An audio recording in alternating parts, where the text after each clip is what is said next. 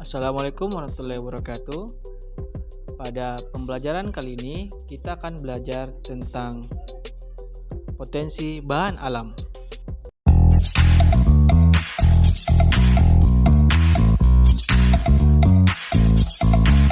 Bahan alam merupakan materi organik yang dihasilkan dari alam yang memiliki khasiat pada bidang kesehatan, kosmetik, pestisida, makanan fungsional, kegiatan budidaya, dan lain-lain. Kebermanfaatan bahan alam dapat disebabkan karena adanya metabolit sekunder di dalamnya. Metabolit sekunder merupakan molekul kecil yang terdapat pada tumbuhan atau hewan, tapi paling banyak ditemukan di tumbuhan yang memiliki fungsi fisiologis bagi tumbuhan. Metabolit tumbuhan berfungsi sebagai pelindung diri dari tumbuhan atau pelindung diri dari gangguan. Dalam beberapa dekade saat ini, penelitian-penelitian terkait dengan pemanfaatan senyawa metabolit sekunder pada bahan alam telah banyak dilakukan pada kajian budidaya perikanan. Karena ketersediaan di alam khususnya di Indonesia sangat melimpah, beberapa bahan alam yang dapat digunakan dalam perkembangan budidaya perikanan baik untuk pertumbuhan maupun reproduksi ikan maupun krustasea. Dalam hal ini, salah satu tumbuhan yang memiliki khasiat dalam bidang perikanan yaitu tanaman Coppasanda atau disebut juga sebagai Chromolaena odorata. Salah satu jenis tanaman yang dapat dimanfaatkan sebagai sumber senyawa bioaktif adalah daun Coppasanda atau Chromolaena odorata L. Tanaman Coppasanda telah banyak dimanfaatkan oleh masyarakat tradisional di Indonesia untuk keperluan penyembuhan berbagai penyakit. Tumbuhan tersebut mampu mengobati luka pada kulit dan menyembuhkan berbagai macam penyakit. Tumbuhan tersebut mengandung berbagai macam senyawa metabolit sekunder seperti tanin, steroid, terpenoid, flavonoid, glikosida, dan alkaloid. Jadi senyawa bioaktif daun Coppasanda dapat dijadikan sebagai antibakteri. Adapun klasifikasi dari Coppasanda, pertama kingdomnya Plantae, divisinya Magnoliophyta, kelasnya Magnoliopsida, subkelasnya Asteridae, ordonya Asterale, familinya Asteraceae, genusnya Chromolaena, sedangkan spesiesnya Chromolaena odorata. Kalau kita lihat pada gambar, daunnya berbentuk oval, bagian bawah lebih lebar, makin ke ujung makin runcing. Pustaka menyebutkan bahwa panjang daunnya berkisar antara 6-10 cm, sedangkan lebarnya berkisar antara 3-6 cm. Tepi daunnya bergerigi, menghadap ke pangkal, letak daun juga berhadap-hadapan. Perkembangan tanaman ini sangat mudah dan cepat, baik secara generatif maupun vegetatif. Secara generatif, biji dari Coppasanda yang halus, ringan, dan berjumlah banyak dapat disebarkan oleh angin, air, hewan, maupun manusia. Sedangkan perkembangan secara vegetatif terjadi karena bagian batang yang ada di dalam tanah akan membentuk tunas-tunas baru dan muncul ke permukaan tanah menjadi perdu.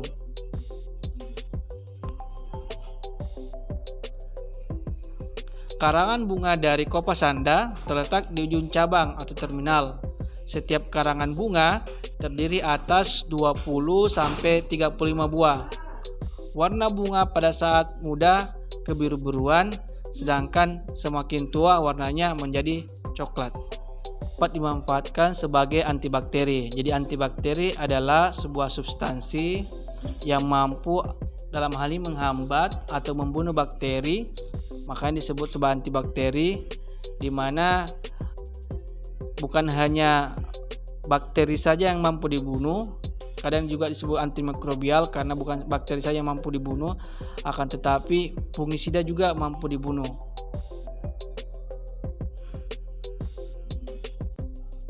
Berdasarkan aktivitasnya, zat antibakteri dibedakan menjadi dua jenis, yaitu bakteriostatik dan bakteriosida. Bakteriostatik adalah zat antibakteri yang memiliki aktivitas menghambat pertumbuhan bakteri atau menghambat perbanyakan populasi bakteri, namun tidak sampai mematikan bakteri tersebut. Sedangkan bakteriosida adalah zat antibakteri yang memiliki aktivitas membunuh bakteri. Namun ada beberapa zat antibakteri yang bersifat bakteriostatik pada konsentrasi rendah dan bersifat bakteriosida pada konsentrasi tinggi. Berbagai macam antibakteri yang digunakan akhir ini sebagai bakteriosida pada industri, khususnya budidaya udang, baik itu udang windu maupun udang faname. Antibakteri yang digunakan berupa antibakteri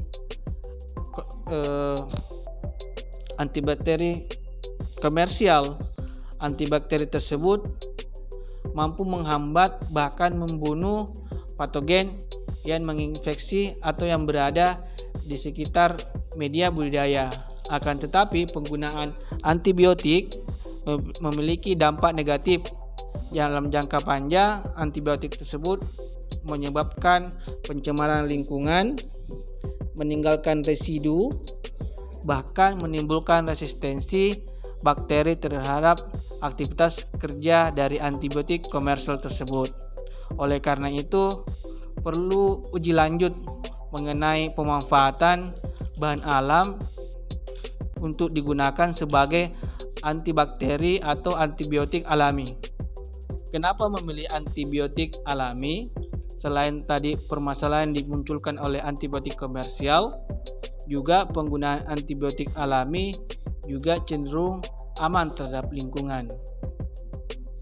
Jadi dalam menentukan atau mencari obat-obat alam sebagai antibiotik atau antimikrobial, hal yang perlu kita lakukan, pertama-tama kita akan melakukan ekstraksi. Dalam ekstraksi, hal yang perlu diperhatikan adalah pemilihan pelarut. Pelarut yang digunakan bisa pelarut polar, semipolar maupun non-polar. Pelarut yang larut hanya pada polaritasnya tertentu ataupun pelarut yang dapat menarik semua senyawa secara universal, baik senyawa polar, semipolar maupun non-polar. Kemudian, hal yang lain yang perlu diperhatikan adalah dissolutionnya. Kemudian, proses difusinya. Jadi, proses difusi itu merupakan mekanisme di mana perpindahan zat dari konsentrasi tinggi menuju konsentrasi rendah. Kemudian, ada prinsip pada saat melakukan ekstraksi, yaitu like dissolve like, yaitu pelarut atau senyawa yang hanya akan tertarik pada pelarut yang memiliki polaritas yang sama. Sedangkan like dissolve unlike artinya pelarut yang dapat menarik senyawa yang tidak hanya dengan polaritas sama, akan tetapi dengan polaritas yang berbeda. Makanya pelarut tersebut kadang disebut sebagai pelarut universal. Salah satu contohnya yang digunakan sebagai pelarut universal yaitu etanol dan metanol.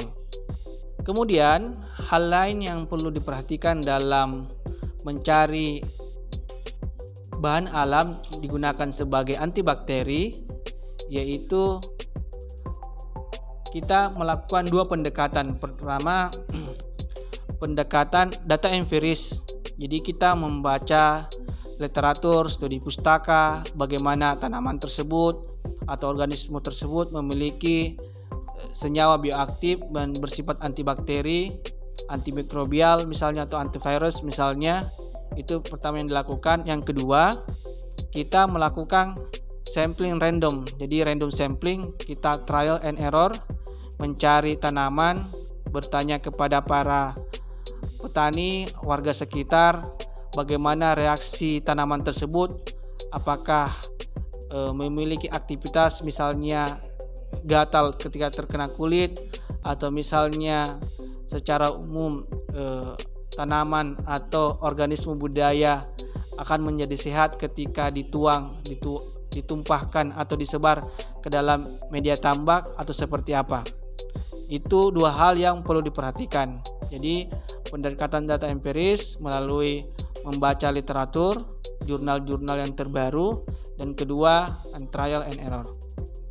Jadi dalam penentuan metabolit sekunder yang perlu diperhatikan adalah jikalau kita melakukan ekstraksi dan ditemukan hasil ekstraknya lebih dari 0,01% dari berat simplicia, dalam hal ini rendemennya lebih dari 0,01%, atau dikatakan 100 mg per kilogram, maka dikatakan senyawa tersebut memiliki potensi untuk diuji lanjut atau dikembangkan. Sedangkan senyawa minor dikatakan jikalau persentasinya kurang dari 0,01 sampai 0,0001% atau 75 sampai 2 mg per kilogram.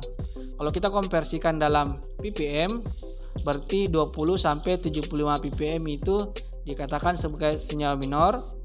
Senyawa mayor jikalau konsentrasi ekstraknya lebih dari 100 ppm. Sedangkan senyawa klumid dan kemungkinannya sangat kecil untuk dikembangkan jikalau ditemukan presentasi simplicianya ekstraknya kurang dari 0,0001% atau cuma sekitar 0,5 ppm. Pada dasarnya, pada saat kita melakukan pengujian dari ekstrak yang sudah kita kembangkan, ekstrak tersebut dianggap berpotensi jikalau memiliki dosis yang kecil atau semakin kecil dosisnya dalam menghambat pertumbuhan bakteri, jamur, atau organisme patogen, maka ekstrak tersebut, dalam hal ini tanaman tersebut, dianggap semakin promising atau menjanjikan. Sedangkan semakin besar ekstrak atau kandungan ekstraknya yang menghambat bakteri, virus, jamur, dan organisme patogen, maka konsentrasi tersebut dianggap kurang menjanjikan. Dalam pengujian antibakteri, setidaknya ada dua metode dasar yang dapat digunakan, yaitu metode difusi dan metode dilusi. Metode dilusi atau serial pengenceran dari antibiotik dibuat dalam media cair yang diinokulasi dengan sejumlah organisme standar dan diinkubasi dalam waktu tertentu. Konsentrasi dan sifat uji merupakan faktor penentu dari tingkat kekeruhan yang terbentuk pada reaksi pengujian. Konsentrasi yang paling kecil dari pengenceran tertinggi dari antibiotik yang dapat menghambat timbulnya kekeruhan dianggap sebagai nilai terbaik. Bahkan dalam hal ini disebut sebagai MIC atau Minimal Inhibitory Concentration. Minimal Inhibitory Concentration disebut sebagai konsentrasi terkecil yang dapat menghambat pertumbuhan bakteri. Sedangkan MBC atau disebut Minimal Bactericidal Concentration yaitu konsentrasi terkecil yang dapat membunuh bakteri. Dalam hal ini disebut sebagai bakteriosidal, sedangkan MIC disebut sebagai bakteriostatik. Oh ya, maksud saya MIC itu minimum inhibitory concentration, sedangkan MBC adalah minimum bactericidal concentration. Kemudian pada tabel kita lihat untuk mengetahui populasi bakteri pada uji MBC senyawa bioaktif daun kopas sanda terhadap fibrapheic, maka dilakukan pengujian dengan berbeda konsentrasi. Konsentrasi diuji cobakan yaitu 0,5 MIC, 1 MIC, 2 MIC, 4 MIC, 8 MIC hingga 16 MIC. Dalam hal ini dilakukan 2 kali ulangan dan pengamatan dilakukan setelah inkubasi selama kurang lebih 48 jam. Pada tabel yang kita lihat bersama bahwasanya setelah dilakukan pengamatan dan dilakukan pengujian MBC, diketahui bahwasanya nilai MBC-nya tercatat pada 1,25 mg per mililiter.